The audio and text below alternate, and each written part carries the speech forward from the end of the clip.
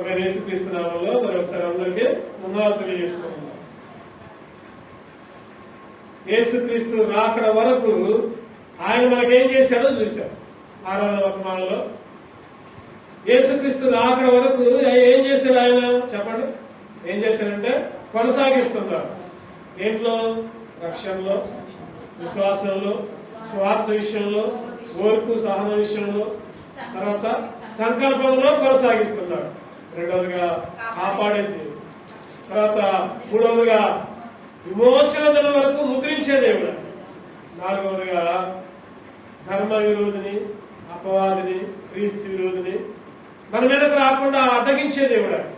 చివరిగా ఐదవదిగా క్రీస్తు అనే బండ మీద స్థిరపరిచే దేవుడు. క్రీస్తు అనే బండ మీద స్థిరపరిచిన, అందుకే మనం ఆయన ఆరాధించుకుంటాం. మరి బలవర్తమానంలో ఏం చేయాలంటే, మరి యేసుక్రీస్తు రాకడ వరకు మనం ఏం చేయాలి? ఆయన ఏం చేశాడో చూసాం మనం. యేసుక్రీస్తు రాకడ వరకు మనం ఏమి చేయాలి? ఇప్పటి వరకు ఆయన ఏం చేశాడో చూసి ఆరాధించుకుంటాం. బలవర్తమానంలో మనం ఏం చేయాలి? ఆయన రాకడ వరకు మనం ఏం చేయాలి? క్లుప్తంగా ఒక 5 విషయాలు, లేకపోతే సమయం ఉంటే 7 విషయాలు మనం ధ్యానించుకొని యోగ్యముగా మనలో ప్రవేశిస్తాం. మొదటిగా యేసుక్రీస్తు రాకడ వరకు ఏం చేయాలి? 1 కొరింథీ 11:26 చదువుకున్న మాట. 1 కొరింథీ 11:26 మీరు ఈ రొట్టెలు తిని ఈ పాత్రలోనిది త్రాగునప్పుడల్లా ప్రభువు వచ్చు వరకు ఆయన మరణమును ప్రచురించుదురు. ప్రభువు వచ్చు వరకు ఆయన మరణమును ప్రచురించుదురు. ప్రభువు వచ్చు వరకు, ఆయన రాకడ పర్యంతం ఆయన మరణమును ప్రచురించాలి. ఏం చేయాలి చెప్పండి? ఏం చేయాలి? చెప్పట్లేదు. బుర్రకథ చెబుతారు రాత్రులు, హరికథలో బుర్రకథ చెబుతారు. ఆ బుర్రకథ చెప్పే వాళ్ళు 3 చెబుతారు. అసలు ఎదురుగా వింటున్నారా లేదా పట్టించుకోరు, వాళ్ళు లేస్తున్నారా లేదా పట్టించుకోరు. ఎడు తిరిగినా సరే వాళ్ళ చెప్పుడు వాళ్ళే. ఎందుకంటే మధ్యలో ఆగిపోతే వాళ్ళకి గుర్తురావు. తర్వాత మధ్యలో ఆగిపోతే గుర్తురావు. ఇక్కడ ఏమి బుర్రకథలు చెప్పట్లా, చెప్పేదానికి చెప్పండి, రిపీట్ చెప్పండి, అడిగేదానికి కాన్సన్ట్రేషన్ పెట్టండి. వాక్యం చెప్పేటప్పుడు ఎవరు లేవద్దు, మాట్లాడద్దు. దేవుని వాక్యాన్ని చెప్పుకుంటున్నాం మనం. ఆయన రాకడ వరకు ఏం చేయాలంటే ఆయన మరణాన్ని ప్రచురించాలి. మరణాన్ని ప్రచురించాలి. ప్రచురించడం అంటే చెప్పండి. యేసుక్రీస్తు రాకడ వరకు నువ్వు నేనేం చేయాలి? ఆయన ఏం చేశాడో చూసావు ఇప్పుడు. మరి మనం ఏం చేయాలి? ఆయన రాకడ వరకు ఆయన మరణాన్ని ప్రచురించాలి. ప్రచురించడం అంటే చెప్పడం 2 రకాలుగా ఉండదు ప్రచురించడం. సపోజ్ ఉదాహరణకి నా దగ్గర బాగా ఆస్తి అనుకుందాం, లేదే కానీ అనుకుందాం. బాగా ఆస్తి అనుకోండి, నేను ఆస్తివంతుని, ధనవంతుని అని చెప్పడానికి ఏం చేస్తానంటే కనపడ్డ వాళ్ళందరికీ తలా ఒక 1000 రూపాయలు ఇస్తాను. ఎవరు కనపడదు వాళ్ళకి, అరే 1000 రూపాయలు ఉంచుకో, ఏదైనా ఖర్చు పెట్టుకో, 1000 రూపాయలు ఉంచుకో, ఏదైనా ఖర్చు పెట్టుకో అంటే నేను చెప్పక్కర్లా. దేని ద్వారా తెలుస్తుంది అనుకుంటారు వాళ్ళందరూ. అవును, ఎంత ధనవంతుడు, నేను అంత ధనవంతుడు. కనపడ్డ వాళ్ళందరికీ 1000 రూపాయలు ఇస్తున్నాడు. ఆయన పెరిగిపోతే 10,000 ఇస్తున్నాడు. చెప్పకపోయినా కూడా ప్రచురం అవుతుంది. ఒకటో విషయం. రెండవది ఏంటంటే, ఎట్లా అంటే నా దగ్గర బాగా ధనం ఉంది అనుకున్నావు, నేనేం చేస్తానంటే మంచి షూటు, బూటు, తర్వాత కోటు, తర్వాత ఒంటి నిండా బంగారం. ఒంటి నిండా ఈ మధ్య యూట్యూబ్ లో ఒక ఆయన చూసా, ఒంటి నిండా బంగారమే ఉంది. ఒక్కొక్క చైన్ ఎంత లావు ఉంది. 5 ఏళ్ళకి 5, 4 ఏళ్ళకి 4 ఉంగరాలు, ఈ 4 ఉంగరాలు, అసలుకి చేతులకు కడియాలు. చూస్తే యూట్యూబ్ లో ఆయన ఆస్తి ముద్ర అంట. ఆస్తి అందరికి తెలియాలని, ఆయన ధనవంతుని తెలియాలని ఒంటి నిండా బంగారం అంట. ఒంటి నిండా బంగారం. ఎందుకని? ఆయన చూడగానే అర్థం కావాలి అందరికి. ఏమని అంటే ఆయన ఉంగరం పెట్టుకుంటేనే బరువు అనిపించింది, ఎప్పుడు చేద్దామా అనిపించింది. మరి ఆయన అన్ని ఉంగరాలు పెట్టుకుని కొంతమంది కనపరుచుకుంటారు, ప్రచురపరుచుకుంటారు వాళ్ళ ధనవంతులని, ఆస్తివంతులని. మరి దేవుని బిడ్డలుగా మనం ఆయన మరణాన్ని ప్రచురించాలి. ఎట్లా ప్రచురించాలి? నోటి ద్వారా చెప్పాలి, నోటి ద్వారా ప్రచురణ చేయాలి అందరికీ. ఆయన వస్తాడు, ఒకప్పుడు వచ్చాడు, ఒకప్పుడు నీకోసం నా కోసం పాపలోకంలో పుట్టాడు. ఆయన నీకోసం నా కోసం మనల్ని పవిత్రపరచడానికి ఆయన సిలువలో బలి అయ్యాడు, చనిపోయాడు, ఏ పాపం అంటే కూడా పెరిగాడు, చనిపోయాడు, మరలా వస్తాడు. ఆయన వచ్చినప్పుడు ఎవరైతే ఆయన అంగీకరిస్తారో వాళ్ళని పరలోకానికి తీసుకువెళ్తాడు అని చెప్పాలి, కనబడాలి, ప్రచురించాలి. రెండవదిగా నోటి ద్వారా అయిపోయింది. రెండవదిగా మన క్రియల ద్వారా, మన నడవడిక ద్వారా, మన ప్రవర్తన ద్వారా. ఎట్లా ఉంటున్నాం? మనం ఇంట్లో ఉంటున్నాం అంటే, దేవుని మందిరానికి వస్తున్నాం అంటే చెప్పండి, ఊళ్ళో వాళ్ళకందరి కనులు మన మీదనే ఉంటాం. ఊళ్ళో వాళ్ళందరి కనులు మనం బైబిల్ పట్టుకొని చర్చికి వస్తుంటే అందరి కనులు నీ మీద నా మీదే ఉంటాయి. వీళ్ళు ఎంత పరిశుద్ధులు అంట, బైబిల్ పట్టుకొని పోతున్నారు ప్రార్థనలకి అని అనుకుంటారు, మంచిదే. దాని తర్వాత ఇంకేమనుకుంటారు? వాళ్ళు బైబిల్ పట్టుకొని పోతున్నారు కానీ ఆ వస్త్రం మంచిది కాదు, అస్సలు మంచిది కాదు, పలానా ఆయన అస్సలు మంచివాడు కాదు. ఏదో ఆదివారం ప్రార్థనకు పోతుంది కానీ ఆయన ఎటు చేస్తాడు, ఈయనట్టు చేస్తాడు, ఆమెట చేసింది, ఏమెట చేసింది, ఆమె నోటి నిండా బూతులే, ఆమె క్రియలు బాగో, ఆమె చూపులు బాగో, ఆ నడక బాగోదు, ఆయన ప్రవర్తన బాగోదు అని అనుకునేటట్టు మనం జీవిస్తున్నామా? మన ప్రవర్తన ద్వారానే మనం ఏమి మాట్లాడద్దు. ఏమి మాట్లాడకపోయినా దేవుని ప్రచురణ చేయాలి, స్వార్థని చెప్పాలి. రాత్రి చెప్పుకున్నాం మనం ఏమని, 4 సువార్తలు బైబిల్లో ఉంటే 5వ సువార్త నువ్వే కావాలి, నేనే కావాలి. 13 పత్రికలు 14 పత్రికలు ఉంటే 15వ పత్రిక నువ్వే కావాలి, నేనే కావాలి. మనం ఎవరికి చెప్పకపోయినా మన నడవడిక, ప్రవర్తన, మన మాట, చూపు ద్వారా ప్రచురణ చేయాలి. ఆయన రాకడ వరకు ప్రచురణ చేయాలి. మనం చెప్పాలి. మనం చూడగానే అమ్మో ఫలానా ఆయన ఒకప్పుడు అట్లా ఉన్నాడు కానీ ఇప్పుడు చాలా పరిశుద్ధంగా ఉంటున్నాడు, అమ్మ ఫలానామా ఒకప్పుడు పరిస్థితి అట్లా కానీ ఇప్పుడైతే దేవుని మందిరానికి పోతున్నారు, నడక మారింది, చూపు మారింది అని చెప్పగలుగుతున్నారా? లేకపోతే ప్రార్థనగా పోతున్నారు కానీ వాళ్ళ జీవితం మొత్తం పాపంతో నిండిందని, యేసుక్రీస్తుని అంగీకరించే వాళ్ళను కూడా అంగీకరించకుండా మన ప్రవర్తన ద్వారా చేస్తున్నామా? ఆయన బలలో చేసే ముందు పరిశీలించుకోవాలి. ఆయన రాకడ పర్యంతం ప్రచురము ఎప్పుడు దాకా చెప్పండి? ఆదివారం ఒక్కరోజు కాదు, లేకపోతే కూడికలప్పుడు కాదు, లేకపోతే పలానా రోజులప్పుడు కాదు, ప్రతిరోజు ఆయన రాకడ దాకా.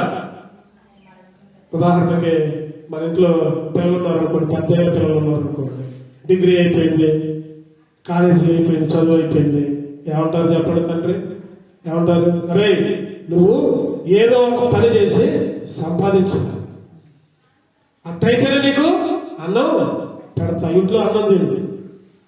నా చుట్టాలు, దూరపు చుట్టాలు ఉన్నారు, డిగ్రీ అయిపోయింది, ఎట్లా తిరుగుతున్నాడు? బలాదురు తిరుగుతున్నాడు, పగలంతా తిరుగుతున్నాడు, వస్తున్నాడు, సాయంత్రం అన్నం టైంకి వస్తున్నాడు. వాళ్ళ అమ్మేమో అన్నం పెట్టింది, వాళ్ళ నానేమో మేనమామ అవుతాడు. వాళ్ళ నాన్న అంటారు, అరే నువ్వు ఏం పని చేసినా నీకు అన్నం పెట్టాలి, తొన్న పొద్దులాగా తిరిగి వస్తున్నావు, నీకు ఎందుకు అన్నం పెట్టాలరా? ఏదో ఒక పని చేసి సంపాదించు, లేకపోతే నీకు అన్నం పెట్టను అంటారు. సహజమే, ఏ ఇంట్లో అయినా జరిగే సంగతి. మరి ఈ లోక విషయాల్లోనే, కుటుంబ విషయాల్లోనే మనం పిల్లల్ని ఏదన్నా పని చేయరా, లేకపోతే అన్నం లేదురా అని అంటామే. మరి పరలోక భోజన విషయంలో పోయిన ఆదివారం మనం ఈ భోజనం తిన్నాం, మళ్ళీ భోజనానికి వచ్చినాం, మళ్ళీ ఆయన శరీరాన్ని, ఆయన రక్తాన్ని తాగడానికి, చెయ్యడానికి రెడీగా ఉన్నాం. మరి ఈ 6 రోజులు ఏం పని చేసావు దేవుడికి? దేవుడు అడిగితే ఏం చెబుతావు? ఈ లోకపు తండ్రి అడుగుతాడు, నువ్వు పని చేస్తేనే అన్నం తినని. మరి పరలోకపు తండ్రి కూడా అడుగుతాడు, ఈ 6 రోజులు నువ్వు ఎవరికి ప్రశ్న చేసినావు నా గురించి? ఎవరికి చెప్పినావు? నా పని ఏమైనా చేసినవా అని అడిగితే నీ సమాధానం, నా సమాధానం ఏంటి? ఆయన రాకడ వరకు, ఈ 6 రోజులే కాదు, ఆయన రాకడ వరకు ప్రచురణ చేయాలి. మనం యేసుక్రీస్తు రాకడ వరకు ఎవరైతే మనలో చేస్తున్నారో, ఎవరైతే ఆయన శరీరాన్ని ఆయన రొట్టె తీసుకుంటున్నారు, ఆయన రాకడ వరకు ప్రచురం చేయాలి. ఆయన గురించి స్వార్థ చెప్పాలి, నోటి ద్వారా చెప్పాలి, మన క్రియ నడవడిక మన సాక్ష్యం ద్వారా కూడా చెప్పాలి. మొదటిగా ఏం చేయాలంటే ప్రచురము చేయాలి. రెండవ వెతుతారండి, ఆయన రాకడ దాకా ఏం చేయాలి? ప్రకటన 2వ అధ్యాయం 25 వచ్చింది. ప్రకటన 2వ అధ్యాయం 25 వచ్చింది. నేను వచ్చే వరకు నీకు కలిగి ఉన్న దానిని గట్టిగా పట్టుకో. నేను వచ్చే వరకు ఎవరు వచ్చేదాకా? ఎవరు వచ్చేదాకా? యేసుక్రీస్తు వచ్చేదాకా, ప్రభు వచ్చేదాకా ఏం చేయాలంట? గట్టిగా ఏం కలిగి ఉంటామో ప్రకటన 3వ అధ్యాయం 11 కూడా. ప్రకటన 3వ అధ్యాయం 11. నేను త్వరగా వచ్చుచున్నాను, ఎవడును నీ కిరీటమును అపహరింపకుండానట్లు నీకు కలిగిన దానిని గట్టిగా పట్టుకొను. ఎవడు నీ కిరీటం అపహరింపకుండా నేను వచ్చేదాకా గట్టిగా పట్టుకో.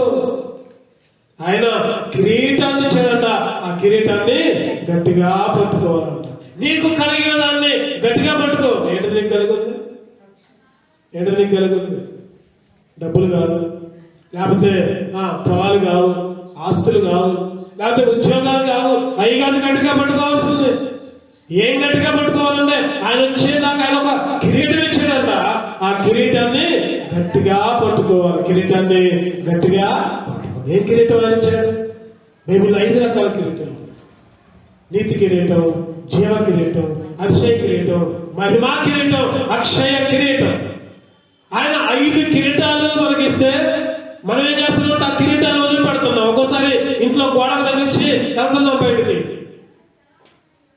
అది తగిలించుకున్నప్పుడేమో బాగానే ఉంటున్నాం, అది తగిలించుకున్నప్పుడేమో భక్తిగా ఉంటున్నాం. అది వదిలిపెట్టి ఇంట్లోనే పెట్టి బయటికి అది లేకుండా బయటకు వస్తున్నాం. మన నోరు బాగోదు, మన మాట బాగోదు, చూపు బాగోదు, అంతా అసూయ, ద్వేషం, ఈర్ష్య, ప్రేమ ఏమాత్రం కూడా లేదు.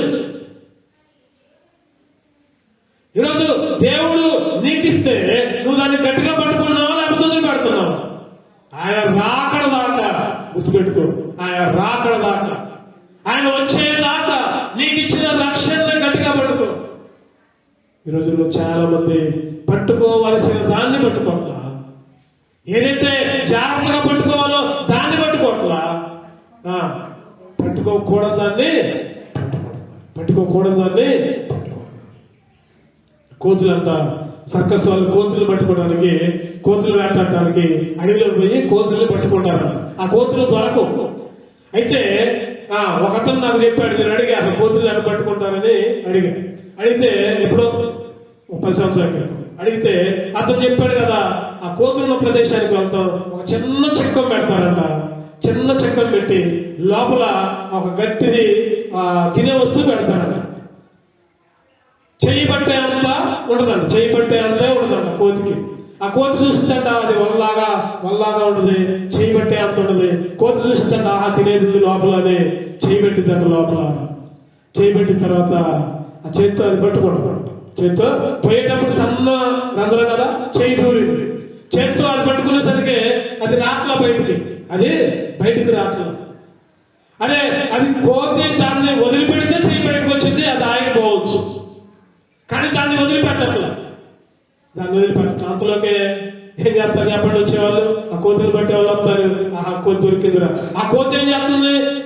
లాక్కోవడానికి ప్రయత్నం చేస్తుంది, కానీ ఆ చెయ్యి బయటికి రాదు. ఎందుకంటే చేతిలో అది ఉంది, చేతిలో గట్టిగా అది ఉంది, చాలా పెద్దగా ఉంది తినే వస్తువు. అదేమో బయటికి రాట్లా.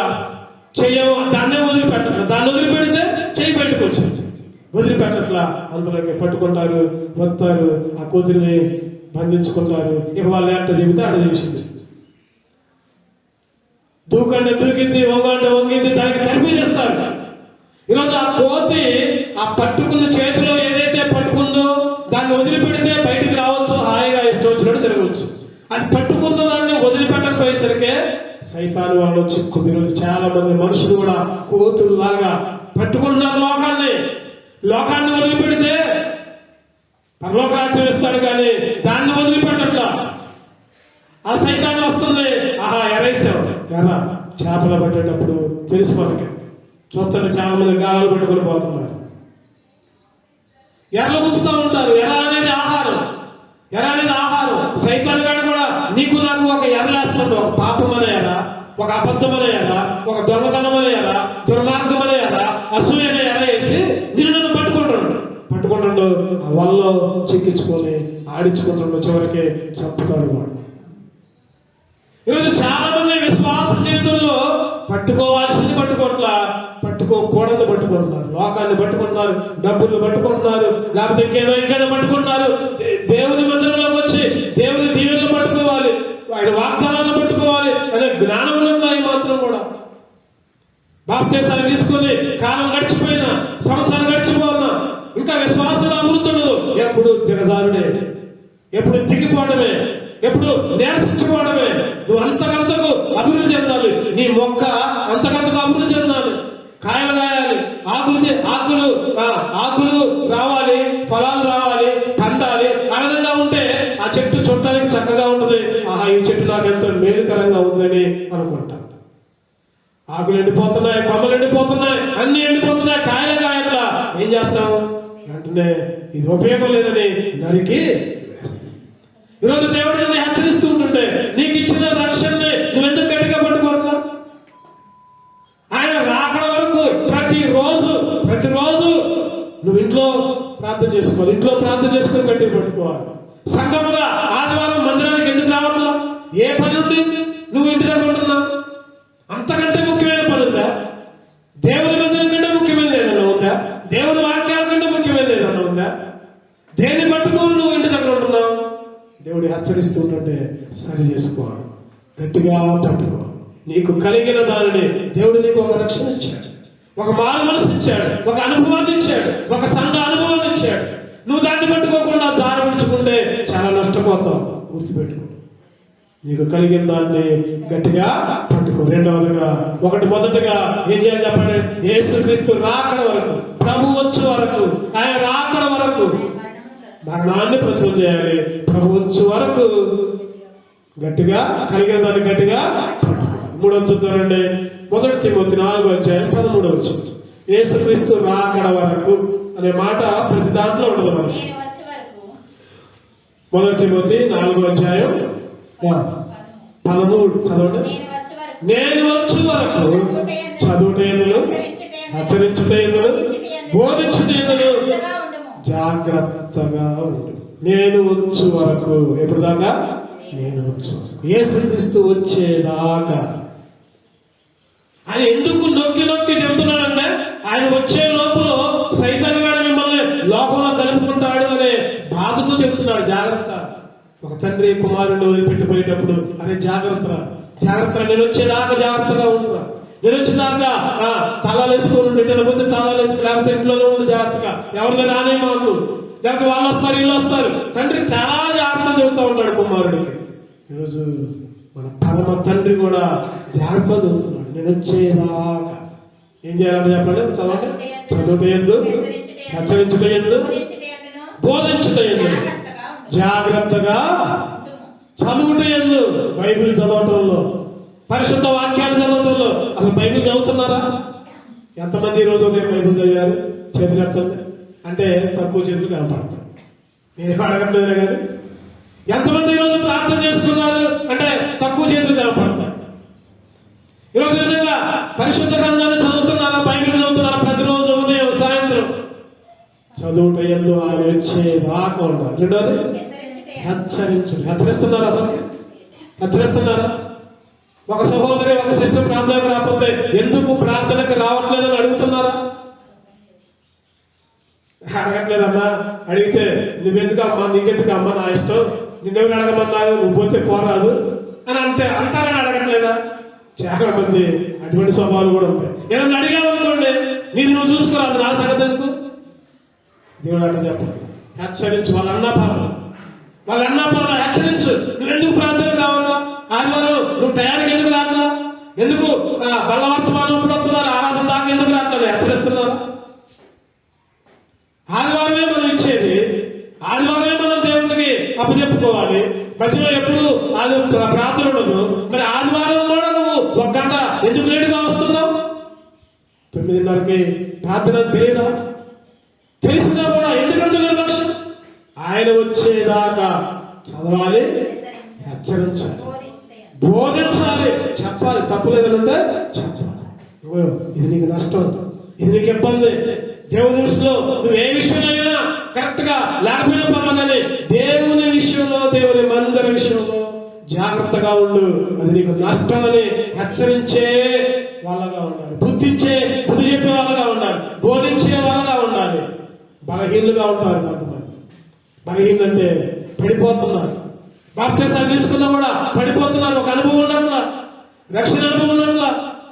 ఏదో ఆదివారం వస్తున్నాం, పోతున్నాం, ఇక మధ్యలో మాకు సంబంధం లేదు. వాళ్ళే చేసుకుంటారులే, వాళ్ళే పాడుకుంటారులే. 9 గంటలకు ఆయనే వచ్చి ఆయనే పాడుకుంటారులే. పాటలు పాడేవాళ్ళు కూడా ముందు రావట్లే ఈ మధ్య జీవితం. ఇక వాళ్ళు పాడుకుంటారు, ఎప్పుడు సడన్గా బాగుంచులే. ఈరోజు మన స్థితి ఎట్లా ఉంటుంది?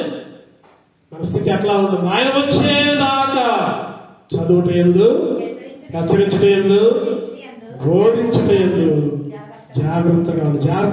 ఆయన వచ్చేదాకా బైబిల్ చదువుకో, బుద్ధి చెప్పుకో, హెచ్చరించు, బోధించు. తప్పు మార్గం ఉంటే అది తప్పు, ఇదిగో ఇలాగపో, అది వంకర మార్గం, ఆ మార్గంలో పోతే నష్టం వచ్చింది, ఇదిగో ఈ మార్గం నుంచి పో. నువ్వు తేలిగ్గా ప్రయాణం చేస్తావు. చెప్పు, హెచ్చరించు. ఆయన వచ్చేదాకా పొద్దున్నే రావగానే చాలా మంది ఏం చేస్తున్నారంటే లేవగానే ఫోన్లు పట్టుకుంటున్నారు. లేవడం ఫోన్లే. బైబిల్ పట్టుకోవట్లా లేవడంలో. ఈ మధ్య చదువు రానోళ్ళు కూడా ఫోన్లో నొక్కుతున్నారు. ఏదో ఒకటి వస్తే వాటిని చూసుకుంటూ కూర్చోండి. ఫోను లేకపోతే టీవీ. ఈరోజు లేవగానే బైబిల్ పట్టుకుంటున్నావా? లేవగానే ప్రార్థన చేసుకుంటున్నావా? ఈరోజు దేవుడు హెచ్చరిస్తూ ఉంటున్నాడు, దేవుడు బుద్ధి చెబుతున్నాడు, దేవుడు గర్తిస్తూ ఉంటున్నాడు.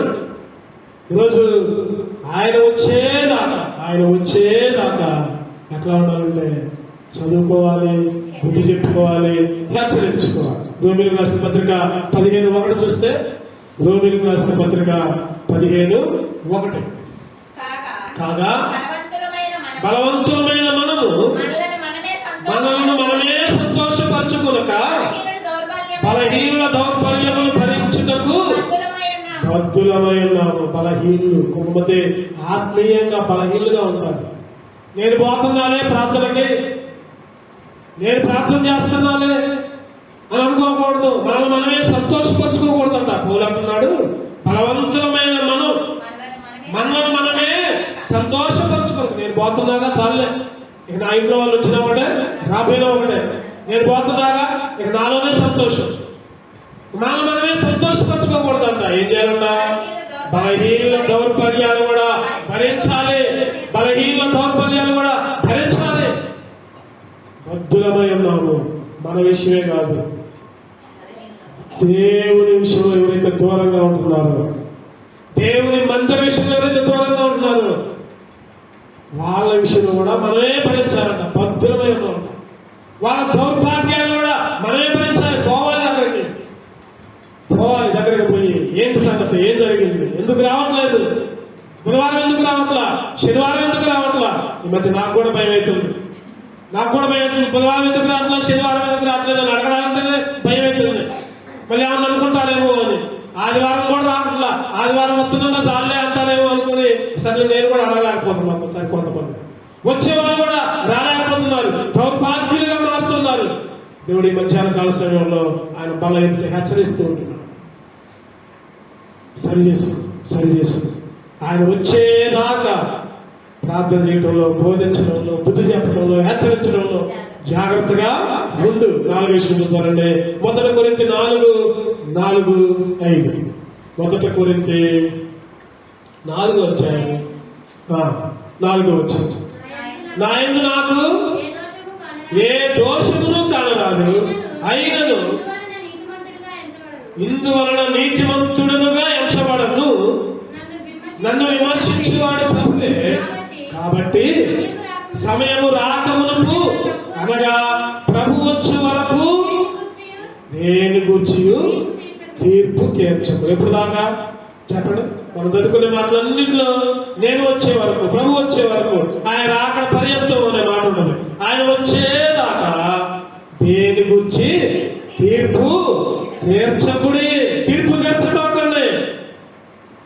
నరవలేని నాలుకంట, నరవలేని ఒక ఇద్దరు కూర్చుంటే ఆ వంట ఆయనంట, ఆ వంట చేసింది ఈయనటి చేతుడు, అయ్యే మాటలు పోసుకోలు కబుర్లు. ఎందుకంటే నరవలేని నాలుగు. విమర్శించడం చాలా తేలిక, ఒకరి గురించి మాట్లాడటం చాలా తేలిక.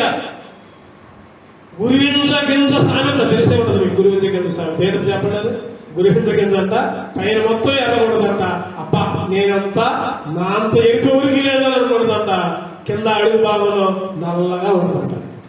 ఆ నలుపు చూసుకోదు. ఈరోజు మన దగ్గర ఏ నలుపు ఉందో, మన దగ్గర ఏ తప్పు ఉందో దాన్ని సరి చేసుకుందాం.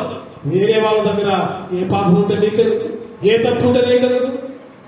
నీ కంట్లో దూరం పెట్టుకొని, చెప్పండి, నీ కంట్లోనేమో దూరం పెట్టుకున్నావు, ఎదుటి వాళ్ళ కంట్లో నలుసు పెట్టుకుంటున్నావు. వాళ్ళు నలుసుంది ఆయనంట ఏనంట, నీ కంట్లోనే పేద దూరం ఉంది. తీర్పు తీర్చకుడి. ఎవరి గురించి తీర్పు తీర్చి దోషులు కాకుండా ఉన్నాడు. కొంతమంది అయితే పాస్టర్ గారుల గురించే తీర్పు తీరుతారు. ఓ ఆయనంట, ఓ ఆ పాస్టర్ గారంట, ఈ పాస్టర్ గారంట. నీకెందుకు పాస్టర్ గారితో? నీ పనేదో నువ్వు చేయి. ఆయన అనవసరంగానే ఆయన తప్పు చేస్తే ఆయన శిక్ష పడతాడు, ఆయన తప్పు చేస్తే దేవుడు ఆయన్నే ముచ్చుతాడు, దేవుడు ఆయనకే నష్టం కలగజేస్తాడు. నువ్వు మాట అని తప్పు చేయబోదు. కొంతమంది చెబుతున్నారు వాళ్ళ ఆ పాస్టర్ గారెట్ట, వాళ్ళెట్ట, వీళ్ళెట్ట. నేను అనుకుంటా, అరే ఇంకో దగ్గర పోయి నా గురించి కూడా ఎంత చెబుతారో వీళ్ళు అనుకుంటా. నా దగ్గర ఒకరి గురించి చెబుతున్నప్పుడు ఇంకో దగ్గర పోయి నా గురించి కూడా ఎంత చెబుతారుగా. తీర్పు తీర్చే పని మందే. ఆయన వచ్చేదాకా, యేసుక్రీస్తు రాకడ జరిగేదాకా ఎవరి గురించి మాట్లాడమాకు. నీ దగ్గర ఏదన్నా తప్పు ఉంటే సరి చేసి, నీ దగ్గర ఏదన్నా లోపం ఉంటే సరి చేసి. రోమిలకు రాసిన పత్రిక 14:4. రోమిలకు రాసిన పత్రిక 14:4. పరుని సేవకునికి తీర్పు తీర్చుటకు నీవెవడము? అతడు నిలిచి ఉండుట చేయను, పడి ఉండుట చేయను. అతడు సొంత యజమానుడి పని. అతడు నిలుచును. ప్రభు అతను నిలబెట్టకు శక్తి గలవాడు. అతను నిలుస్తాడు, ప్రభు నిలబెడతాడు. పరుని సేవకులకి. నీ ఇంట్లో పనుడి సంగతి నువ్వు చూసుకో. వేరే ఇంట్లో పనుడి దగ్గర పోయి, అరే మీ ఇంట్లో వాడు సరిగ్గా పని చేయట్లేదురా, నిన్ను మోసం చేస్తున్నాడు అని ఆ యజమానికి ఎందుకు చెప్తా? పరుని సేవకుల గురించి తీర్పు తీర్చలేక నువ్వెవరు? అతడు నిలబడతలేమో, తప్పుపోతలేమో. ఆ తప్పు చేసుకున్నా కూడా ఆ యజమానికి క్షమించారే, ఇంకోసారి తప్పు చేయమాకరా అని నిలబెడతాడేమో. నువ్వు ఎందుకు తీర్పు తీరుస్తున్నావు? నన్ను నువ్వెవడివి? చూడు ఎంత కఠినమైన మాట నువ్వు చూడండి. నువ్వెవడమే, నువ్వెవరివి అని కూడా రాయలా. నీవు ఎవడమే. ఈరోజు దేవుడు మనల్ని హెచ్చరిస్తూ ఉంటున్నాడు, జాగ్రత్త. యేసుక్రీస్తు వచ్చేదాకా, ప్రభువు రాకడ పర్యంతో ఎవరి గురించి కూడా తీర్పు తీర్చమాకు. ఎవరి గురించి కూడా అన్యాయంగా మాట్లాడమాకు. నీకు తెలిసినా కూడా దాసుకో. తెలిస్తే ఊరు మొత్తం చాటింపు, ఊరు మొత్తం చాటింపు. ఏదన్నా చెడ్డ విషయం అయితే ఊరు మొత్తం చాటిస్తారంట. వాళ్ళ గురించి అయితేనేమో వాళ్ళ గురించే తెలిసిందనుకోండి, గట్టున ఉంటారు, గుప్పున ఉంటారంటారు, బయటికే రాలేదు. ఇంకా ఎవరు దాని గురించి ఏదైనా సంగతి తెలిస్తే మాత్రం ఏదో అందరికి పనుడికి, నీకు ఈ సంగతి తెలుసా, నీకు ఈ సంగతి తెలుసా, నీకు ఈ సంగతి తెలుసా. ఈరోజు నీవెందుకు తీర్పు తీరుస్తున్నావు? మత స్వార్థుడు ఒకటిలో ఉన్నది, తీర్పు తీర్చకుడి. తీర్పు తీర్చాలన్నమాట. మత స్వార్థ మీరు తీర్పు తీర్చకుడి. మీరు తీర్పు తీర్స్తే దేవుడు కూడా మిమ్మల్ని గురించి తీర్పు తీర్చాలి. తీర్పు తీర్చే సమయంలో దేవుడు కూడా మిమ్మల్ని తీర్పు తీర్చడం ఓ నరకానికి. నువ్వు తీర్పు తీర్చమాకు. తీర్పు తీర్చి నువ్వు దేవుడి దృష్టిలో అపరాధిగా ఉండమాకు. ఆయన వచ్చేదాకా, ఆయన వచ్చేదాకా, ఆయన రాకడ పర్యంతం ఎవరి గురించి తీర్పు తెచ్చుకోవాలి. అది క్రైస్తవుల పని. క్రైస్తవుల పని. క్రైస్తవులు క్రిస్టియన్స్ అంటే క్రీస్తును ధరించుకున్నవారు. క్రిస్టియన్ అనే పదం అర్థం ఏంటంటే యేసుక్రీస్తుని ధరించుకుంటే క్రిస్టియన్ అవుతావు. యేసుక్రీస్తు నీలో ఉంటే నువ్వు ఎందుకు తీర్పు తీరుస్తావు ఇంకొకరి గురించి? యేసుక్రీస్తుని నువ్వు ధరించుకున్నావా? యేసుక్రీస్తుని ధరించుకోకపోతే అలా చేస్తావు. యేసుక్రీస్తు నిజముగా ధరించుకుంటే ఎవరికి కూడా తీర్పు తెచ్చు. 4 విషయాలు చూసుకున్నాం. 5 చూద్దానండి. 1 తిమోతి 6:14. 1 తిమోతి 6:14. 1 తిమోతి 6:14. మన ప్రభు అయిన యేసుక్రీస్తు ప్రత్యక్షమగు వరకు నీవు నిష్కలంకముగాను అనింద్యముగాను ఈ ఆజ్ఞను గైకొనవలెనని నీకు ఆజ్ఞాపించుచున్నాను. ఇప్పుడు కాకుండా యేసుక్రీస్తు ప్రత్యక్షమగు వరకు, అంటే యేసుక్రీస్తు రాకడ వరకు నిష్కలంకముగా. నిష్కలంకం అంటే కలంకము లేనివాడు, డాగు లేనివాడిగా, మచ్చ లేనివాడిగా, ఇంకా అనింద్యముగా అంటే నింద లేనివాడిగా. ఈ లోకంలో చేసినా పర్వాలా, లోకంలో తిట్టుకున్నా పర్వాలా, లేకపోతే నీ ఇంట్లో వాళ్ళని తిట్టుకున్నా పర్వాలా, దేవుడు మాత్రం నేను తిట్టకుండా చూసుకో. జాగ్రత్త. నీ అత్త నిన్ను తిట్టినా పర్వాలా, నీ కోడలు తిట్టినా పర్వాలా, కానీ దేవుడు మాత్రం నిన్ను తిట్టకుండా చూసుకో. నీ తల్లి నీ తండ్రి నిన్ను తిట్టినా పర్వాలా, లేకపోతే నీ కొడుకులు నిన్ను తిట్టినా పర్వాలా, దేవుడు మాత్రం నిన్ను తిట్టకుండా చూసుకో. అనింద్యముగా ఉండు, నిష్కలంకముగా ఉండు. వాళ్ళ కోసం, మనుషుల కోసం, మనుషుల నొప్పి కోసం. నేను చెప్పుకున్నాం మనం నీతిమంతులు అంట 3 రకాలు. నీతిమంతులు చెప్పండి, 2 రకాలు చెప్పండి. నీతిమంతులు 3 రకాలు. ఒకటోది తమను తామే నీతిమంతులు. ఆహా, నా అంత నీతిమంతుడు ఎవరు లేరు. నాలాగా ఎవరైనా ప్రార్థనకు పోతారా? నాలాగా ఎవరైనా ప్రార్థన చేస్తారా? నాలాగా ఎవరైనా ప్రసంగాలు చెబుతారా? నాలాగా ఎవరైనా పాటలు పాడతారా? అసలు నేనే బాగా చెబుతాను, ఎందుకంటే నాకు సమయం లేదు, కానీ అసలు నేను తంచి కొడతా. తమకు తామే నీతిమంతుల్లాగా ఒక రకం, అదేమో ఒక రకం. 2వ రకం ఏంటంటే మనుషులందరి దృష్టికి నీతిగా కనపడతారు. వాళ్ళు తప్పులు చేస్తారు, కానీ బయటికి రానియరు, మనుషులకు జరిగినారు. వాళ్ళ తప్పులు మనుషులకు జరిగిన దేవుడికి మాత్రం, దేవుడికి దాయడం కుదిరిద్దా? దేవుడికి దాయడం కుదిరిద్దా? అన్ని తెలుసాను. నువ్వు కూర్చుండుట, లేచుట, పరుండుట, నిలబడుట, మాటని నోటికి రాకమునిపే సమస్తం ఎరిగినవాడు ఆయన. పరుల దృష్టిలో నీతిమంతులుగా ఉంటారంటే ఇంకొక గుంపు. ఒక గుంపేమో తమను తామే నీతిమంతులు అనుకుంటారు, ఇంకొక గుంపేమో అందరూ నీతిమంతులు అనుకుంటే చాలే. 3వ గుంపు దేవుని దృష్టిలో నీతి. దేవుని దృష్టిలో మనుషులందరూ తిట్టుకుంటే పర్వాలేదు. నా ఇంటి పక్కన నన్ను తిట్టినా పర్వాలేదు, దేవుడు నన్ను తిట్టుకుంటే చాలు. నా భర్త నన్ను తిట్టినా పర్వాలేదు, నా భార్య నన్ను తిట్టినా పర్వాలేదు, పిల్లలు నన్ను తిట్టినా పర్వాలేదు, దేవుడు మాత్రం నన్ను తిట్టకుండా ఉంటే చాలు అనే ప్రవర్తన కలిగి ఉండే వాళ్ళు అసలైన నిజంగా. ఈ 3 గుంపుల్లో ఏ గుంపులో ఉన్నావు నువ్వు? ఏ గుంపులో ఉన్నావు? ఏ గుంపులో? ఏంటంటే పరిస్థితి ఏంటంటే దేవుడు చెప్పుకున్నాం మనం అంటే చెప్పండి, నిష్కలంకము అనించము ఆయన వచ్చేదాకా ఇంకేముంది? ఆయన ఆజ్ఞను గైకొన్నాడు. దేవుడి ఆజ్ఞ గైకొంటున్నామా? దేవుడి పాత నిబంధనలో చాలా 10 ఆజ్ఞలు ఇచ్చాడు, కొత్త నిబంధనలు 2 ఇచ్చాడు. నీ దేవుడు అనే యెహోవాని పూర్ణ హృదయంతో, పూర్ణ ఆత్మతో సేవించు. పూర్ణ హృదయంతో, పూర్ణ ఆత్మతో సేవించు. అరే, ఆయన ఆజ్ఞల్లో చాలా ఉన్నాయి. దొంగలించకూడదని, నరహత్య చేయకూడదని. మనం ఎప్పుడు చూసినా దొంగతనం చేస్తాం. డబ్బులు కాదు దొంగతనం చేసి 9:30కి చర్చి అయితే గంట దొంగతనం చేస్తున్నాం, 10:30 చర్చికి వస్తాం. అర్ధగంట దొంగతనం చేస్తున్నాం, 10ంటికి వస్తున్నాం. గంటన్నర దొంగతనం చేస్తున్నాం, 11ంటికి వస్తున్నాం. సమయాన్ని దొంగలించు. దేవుడిచ్చిన ఆజ్ఞ అది. నీ పూర్ణ హృదయంతో, పూర్ణాత్మతో ప్లాన్ వేసుకోవాలి. ఈరోజు మందిరం ఉంది, 9:30 ఉంది. నేను ఏ టైంలో ఏ పని చేయాలి, ఏ టైంలో ఏ పని చేస్తే మందిరానికి సరిగా వెళ్తా చెప్పొచ్చు. నాకు చాలా పనులు ఉన్నాయన్నా, నాకు అది ఉంది ఇది ఉంది అని అనుకోవచ్చు. ఒక ప్రణాళిక లేవగానే ఆదివారం ఉంది, శనివారమే ప్లాన్ వేసుకోవాలి. ముందు జాగ్రత్త. ఈ మధ్య ఒక పెళ్లి చేశారు. పెళ్లికి పోతే అంతకుముందు పెళ్లి కాదు, మళ్ళీ ఒకటి పెళ్లి పొద్దున్న 10:30 రాస్తుంది దాంట్లో. నేను అనుకున్నా సరే కనీసం 1 గంట లేట్ అయినా 12:30 కన్నా మొదలు పెడతాను అనుకుని నేను 12:30కి పోయాను. 12:30కి పోతే ఎవరు లేరు అక్కడ. పెళ్లి మండపం ఒక్కడ కనపడుతుంది. కనీసం కుర్చీలు కూడా ఇలా అక్కడ. కనీసం స్టేజ్ మీద కూడా ఏం మైకి పెట్టలా, ఏం పెట్టలా. అడిగితే ఇంకా పిల్లవాళ్ళు రాలేదు. ఎప్పుడు జరిగిందంట? నైట్ 9ంటికి జరిగింది ఆ పెళ్లి. నైట్ 9ంటికి. నేనేం చేశానంటే ఆ బ్రదర్ చెప్పి, అయ్యా నేను వాక్యం చెప్పలే, మీరే చూసుకోలే, నా సర్టిఫికెట్ పెళ్లిగా మీకు సర్టిఫికేటే కావాల్సింది, సర్టిఫికెట్ రాసి నేను సంతకం పెట్టేస్తా అని వచ్చేసాను. ఎక్కడ మార్కాపురం సైదమక్క వాళ్ళ బంధువులే, మేరీ సిస్టర్ వాళ్ళ బంధువులే. ఇక నేను ఉండలేకపోయా అక్కడ. వాక్యం చెప్పను. 9ంటికి నేనే వాక్యం చెప్పాను. 9ంటికి ఏ వాక్యం? మైకి తీసుకోమని కాపుచేయండి, క్యాలెండర్ క్యాలెండర్ అంటారు. కానీ ఎంతసేపు అప్పుడు దాకా వాళ్ళు లేడీ చేస్తారు, బాగానే ఉంటుంది. వాక్యం చెప్పాడు ఎంతసేపు చేస్తారండి? ఎంతసేపు చెబుతారు? 5 నిమిషాలు కూడా చెప్పకముందే. ఈరోజు నిజంగా దేవుని ఆజ్ఞలు పాటించే వాళ్ళగా ఉండాలి. ఆయన ఆజ్ఞ దొంగతనం చేయ మాకు.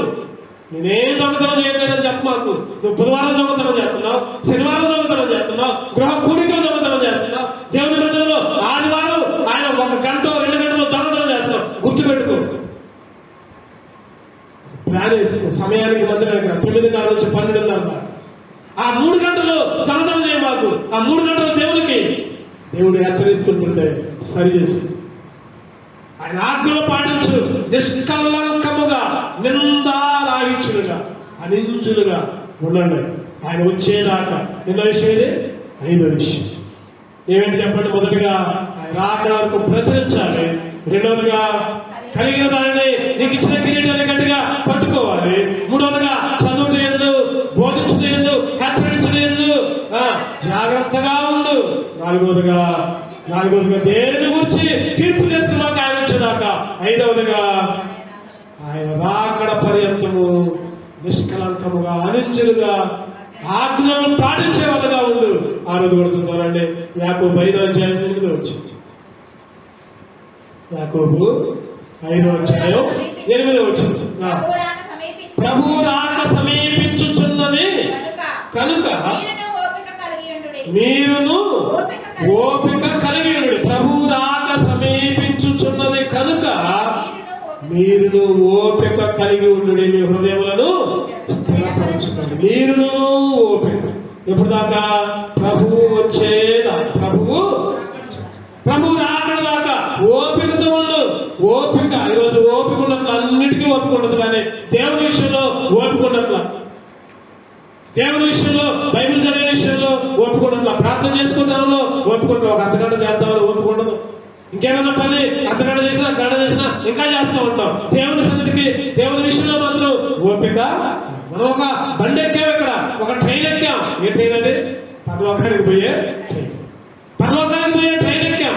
ఆ ట్రైన్ ఎక్కిన తర్వాత నువ్వు ఎక్కిన రిజర్వేషన్ తీపించుకుంటావు. తీపించుకుని ఒక సీట్లో కూర్చుంటావు. ఆ సీట్లో కూర్చున్న తర్వాత ఆ చుట్టుపక్కల తాగుబోతులు, తిరుగుబోతులు, పేకాట ఆడేవాళ్ళు, బూతులు తిట్టుకునే వాళ్ళు వచ్చి అక్కడ కూర్చున్నారు. నీ చుట్టుపక్కల, నీ గడి పక్క, ఇటు పక్క, ముందు వెనక కూర్చున్నారు. ఏం చేస్తున్నావు? నేను ఇక్కడ నేను మంచోని, వీళ్ళందరూ తాగుబోతులు, తిరుగుబోతులు, వీళ్ళందరూ ఎట్టబడితే అట్లా మాట్లాడుతున్నారు. ట్రైన్ దిగుతావా? దిగితే ఏమైంది? నువ్వు హైదరాబాద్ వానకల్లో ట్రైన్ ఎక్కి హైదరాబాద్ పోవాలంటే నువ్వు రిజర్వేషన్ చేసుకున్న టికెట్లు ఉంటే అక్కడే కూర్చోవాలి. ఎప్పుడు దాకా? హైదరాబాద్ వచ్చేదాకా ఓపికతో కూర్చోవచ్చు. నువ్వు తాగుబోతులు, నువ్వు తిరిగిపోతులు, వంట చేస్తానంటే వాళ్ళందరూ వేస్తావు తరపెట్టు. ఓపికతో ఉండు. గమ్యం చేరేదాకా ఓపికతో ఉండు. పరలోకం చేరేదాకా. ఈ లోకం కూడా అంతే. లోకాశలు అంతే. నిన్ను ఓపిక లేకుండా చేస్తాయి. నిన్ను రెచ్చగొడుతూ ఉంటాయి. నిన్ను ఆ మాట ఈ మాట విని నీ అంతటా నువ్వే వాళ్ళ నాకు దండెత్తినట్టు చేస్తా. అయినా కూడా ఓపికతో. ఎప్పుడు దాకా? ప్రభు వచ్చేదాకా. ఒక్కోడి గుడ్డు పెట్టిందంట. గుడ్డు పెడితే ఆ గుడిని ఉడకబెట్టుకొని తింటే ఒక్కరికే దొరుకుతుంది, లేకపోతే ఆమ్లెట్ వేసుకుంటే ఒక్కరికే దొరుకుతుంది. కొద్ది ఓపికతో ఉండు. ఇంకా 10 గుడ్లు అయిన తర్వాత, 10 గుడ్లు పెట్టిన తర్వాత కోడిని పొదిగించిన తర్వాత ఆ కోడి ఏమైంది? మళ్ళీ పిల్లలైంది. ఆ పిల్ల పెద్ద అయిన తర్వాత ఆ ఒక్క గుడ్డు ఒక పిల్ల అయింది. ఆ పిల్ల పెద్ద అయిన తర్వాత ఒక 2 కేజీలు కోడి అయింది. ఒక 10 మంది తినొచ్చు. ఒక గుడితో తింటే ఒక్కడికే సంతృప్తిగా ఉంటారు. కొద్ది ఓపిక, ఒక 2 నెలలు 3 నెలలు ఓపికతో ఉండు. అది పెద్దదైతే ఒక 10 మందికి ఉపయోగపడింది. ఓర్పు. ఆయన వచ్చేదాకా. ఈరోజు దేవుడు వచ్చేదాకా ఓపిక పట్టలేకపోతుంది. ఉంటున్నారు. ఆదివారం ఒక్కరోజు భక్తిగా ఉంటున్నారు, సోమవారం ఇష్టం, మంగళవారం మన ఇష్టం వచ్చినట్టు చేస్తా ఉన్నారు. ఓపిక లేదు. అరే నేను ఆదివారం మందిరానికి పోయానే, మళ్ళీ ఇయ్యాలి ఏంటంటే చేస్తున్నా అని మనసులో ఆత్మ గద్దించినా నువ్వు మాట్లాడబాకు. ఎవరితో? ఆత్మతో ఆడతాను. మనిషితో కదా, మన ఆత్మతోనే నువ్వు మాట్లాడబాకు, నువ్వు పక్కన నా ఇష్టం వచ్చినట్టు నేను చేస్తాను కదా. శరీరం ఆత్మ రెండు కొట్టుకుంటాయి లోపల. శరీర ఆలోచనలో ఆత్మీయ ఆలోచన కొట్టుకుంటా ఉంటాయి. ఆత్మీయ ఆలోచనలు వస్తే వాడు చేయకూడదంటే నువ్వు పక్కన ఉండు, గమనం మూసుకో. నా ఇష్టం వచ్చినట్టు నేను చేస్తాను. ఆదివారం ఒక్కటే బయటికి రా, ఆదివారం ఒక్కరోజే బయటికి రా, ఆదివారం ఒక్కరోజే నింపాను, మిగిలిన రోజు నా ఇష్టం అని శరీరం ఆత్మని కొట్టింది చేసింది. నిజంగా ఓపిక ఆయన వచ్చేదాకా, ఆయన వచ్చిన 2 దశలోనికైనా రాసిన పత్రిక 3వ అధ్యాయం 5వ వచనం. 2 దశలోనికైనా రాసిన 3వ అధ్యాయం 5వ వచనం. దేవుని యందల ప్రేమయు క్రీస్తు చూపిన ఓర్పును మీకు కలుగునట్లు ప్రభువు మీ హృదయమును ప్రేరేపించును గాక. క్రీస్తు చూపిన ఓర్పు. ఆయన ఎంత ఓపిక పెట్టాడు. బుద్ధినా, కొట్టినా, కొరడాలతో చెండాడినా సరే అంత ఓపిక. వారు మాట్లాడాలి. అదే మన దగ్గర ఆ స్థితిలో ఉంటే నీ సంగతి తర్వాత చెప్తాను. చిన్నపిల్లలు ఎవరైనా కొట్టామనుకోండి, చిన్నపిల్లలు ఎవరైనా కొట్టారనుకోండి, మా నాన్నగా చెబుతాం, మా అమ్మగా చెబుతాం. అప్పుడు వాళ్ళు అందరూ కొట్టలేరు కానీ మాటలు ఎట్లా ఉంటాయి. నన్ను రాజులకి వస్తావా, మా అమ్మతో చెబుతా చూడు నీ పని, మా నాన్నతో చెబుతా చూడు. ఈరోజు ఓర్పు ఉండాలి. ఈరోజు సైతాను ఎన్నో విధాలుగా మనల్ని లోకంలో కలపడానికి ప్రయత్నం చేస్తుంది. అంచె దినాల్లో క్రైస్తవులు ఏర్పరచబడిన వారిని సైతము మోసం చేయడానికి సిద్ధంగా ఉంది సైతం. ఎవరిని మింగుదనా ఎవరైతే తొందరగా నా నోట్లోకి వస్తారో గర్జించు సింహం వల్లే ఎదురు చూస్తా ఉంది నిన్ను మెంగాల. నోరు తెలుసుకుంటుంది ఆ నోట్లో పోమాకు. నేను ఆడ సైతం నోట్లోకి పోతున్నా అని అనమాట. లోకంలో దేవునికి విరోధమైన పని ఏది చేసినా సైతాన్ నోట్లో పడినట్టే. దేవునికి ఇష్టం లేని పని ఏది చేసినా సైతాన్ నోట్లో పోయినట్టే. నువ్వు ఓపికతో ఉండు. కష్టమైన, శ్రమైన, నిందైన, బాధైన ఎప్పుడు దాకా? చచ్చిపోయేదాకా. లేకపోతే దేవుడు వచ్చింది.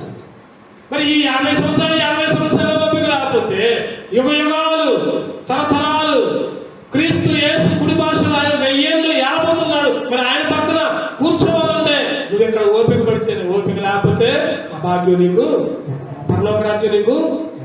ఓపికతో ఉండి ఆయన వచ్చేదాకా. చివరిగా చూద్దాం. 7వ లోకస్వార్త 19వ అధ్యాయం 13వ వచనం. చివరిగా లోకస్వార్త 19వ అధ్యాయం 13. తన దాసులను 10 మందిని పిలిచి వారికి 10 మీనాలు ఇచ్చి నేను వచ్చు వరకు వ్యాపారం చేయడని ఏం చేయాలంట చెప్పండి. నేను వచ్చు వరకు వ్యాపారము. యేసుక్రీస్తు మీకు నాకు కూడా అది చెప్తున్నాను. నేను వచ్చేదాకా వ్యాపారం చేయి. ఏ వ్యాపారం? పత్తి వ్యాపారం కాదు, లేకపోతే బట్టలు అమ్ముకోవడం కాదు, లేకపోతే కుట్లు అమ్ముకోవడం కాదు, లేకపోతే ఇంకేదో వ్యాపారాలు కాదు. ఆయన వచ్చేదాకా వ్యాపారం చేయాలంట. ఏ వ్యాపారం చేయాలంటే నశించిపోయే ఆత్మల్ని అవలోకానికి తెచ్చే వ్యాపారం చేయాలి. చేపలు పట్టే వ్యాపారం కాదు. శిష్యులకి 12 మంది శిష్యులకి దేవుడు చెబుతున్నాడు, ఇదిగో ఇప్పుడు దాకా మీరు చేపలు పట్టారు, ఇక నుంచి నేను మనుషులు పట్టే చాలను చేస్తా. వ్యాపారం చేయండి.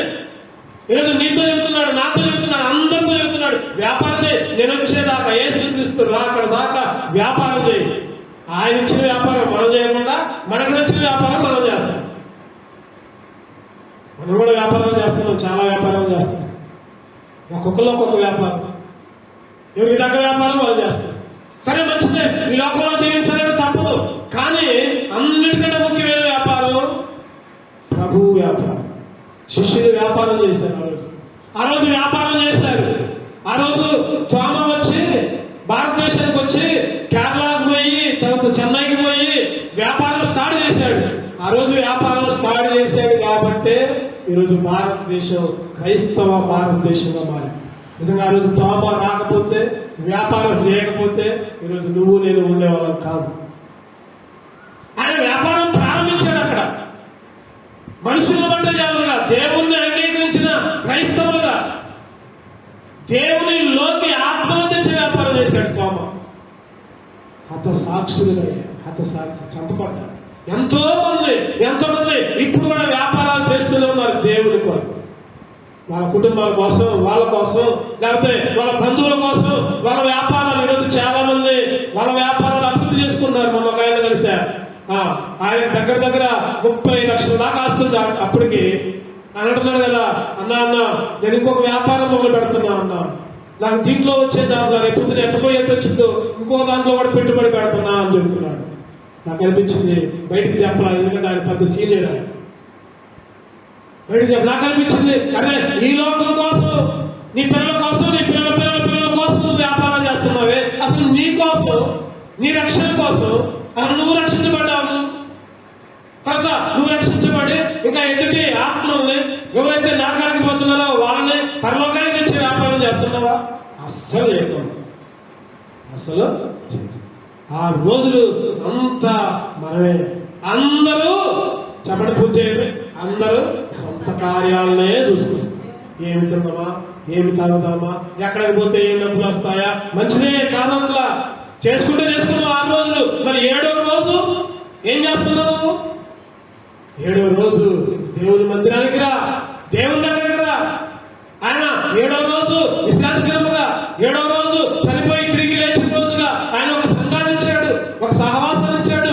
ఆయన శరీరము, ఆయన రక్తాన్ని ఇచ్చాడు. ఆయన మరణము పర్యంతము, ఆయన రాకడ వరకు ప్రచురం చేయాలి. ఆయన వ్యాపారము చేయాలి. 12 మంది శిష్యులు ప్రపంచానికి చెల్లాచెదరైపోయారు. ఆ రోజు మొత్తం ఇశ్రాయేలు దేశంలో, యెరూషలేములోనే క్రైస్తవులు. ఇప్పుడు ఏ దేశం పోయినా, ఎక్కడ పోయినా, ఏ ఊరు పోయినా, ఆ ఊర్లో కొంతమంది గుంపు, ఏర్పరచుకున్న గుంపు, ప్రత్యేకపరచబడిన గుంపు, దేవుని గుంపు. ఆ గుంపు ఇంకా ఎక్కువగా. అది ఎక్కడి నుంచి మొదలు కావాలంటే మన ఇంట్లో నుంచే మొదలు కావాలి. మన ఇంట్లో నుంచే మొదలు కావాలి. ఆ వ్యాపారం చేయాలి. ఇచ్చేదా ఆత్మల రక్షణ భారం కలిగి ఉండు. ఎప్పుడైతే ఆ విధంగా ఉంటావు, వచ్చేదాకా జాగ్రత్తగా ఉండు. 7 విషయాలు మనం ధ్యానించుకోండి. మోకరించుకుందాం. 1 నిమిషం 2 నిమిషాలు మనమే సరి చేసుకుందాం. ఆయన రాకడ వరకు ఏమి చేయాలి? మనం కళ్ళు మూసుకుందాం. ఆయన వైపు చూద్దాం. ప్రభా, ప్రచురించలేకపోతున్నానయ్యా, నా నోటి ద్వారా, నా క్రియల ద్వారా ప్రభా నీకు అవమానం చేస్తున్నానయ్యా, నిన్ను ప్రచురం చేయలేకపోతున్నా. ప్రభా నువ్వు వచ్చేదాకా ప్రచురం చేయమన్నావు, కానీ నేను ఈ 6 రోజులే ప్రచురం చేయలేకుండా, ఏమి పని చేయకుండా నీ భోజనానికి చేయిస్తున్నా.